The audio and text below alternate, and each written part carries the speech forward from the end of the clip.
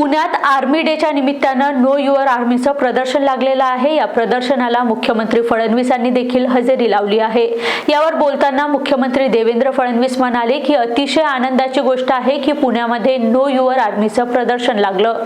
आपल्या आर्मीच्या capabilities innovation देखील येथे पाहायला मिळतात। याचा मूळ उद्देश आपल्या जनतेला आर्मीच्या जवळ आणणं, युवांना प्रोत्साहित करणं, त्यांना आपल्या सैन्यासोबत येण्यासाठी प्रोत्साहित करणं यासाठी प्रदर्शन लावण्यात आल्याचं देवेंद्र फडणवीस यांनी सांगितलं। अतिशय आनंदाची गोष्ट आहे की पुण्यामध्ये नो युअर आर्मीचं प्रदर्शन लागलेलं आहे। आपल्या आर्मीच्या कॅपेबिलिटीज देखील या ठिकाणी पाहायला मिळतात, इनोव्हेशन देखील पाहायला मिळतं।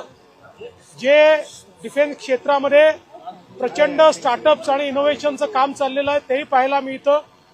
याचा मूळ उद्देश आपल्या सिव्हिलियन्सला, जनतेला आर्मीच्या जवळ आणणं आणि आपले जे युवा आहेत यांना इन्स्पायर करून त्यांना देखील आपल्या सैन्यासोबत काम करायला किंवा त्याच्यात भरती होण्याकरता त्यांना इन्स्पायर करणं, याकरता अशा प्रकारचं एक्झिबिशन या ठिकाणी लावलं जातं।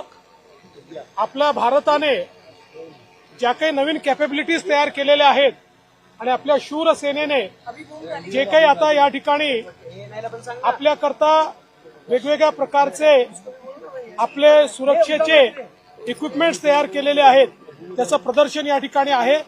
मी आमच्या सैन्य विभागाचं मनापासून अभिनंदन करतो। मला असं वाटतं की इंटरनली भारत मजबूत आहे, एक्सटर्नली पण भारत मजबूत आहे।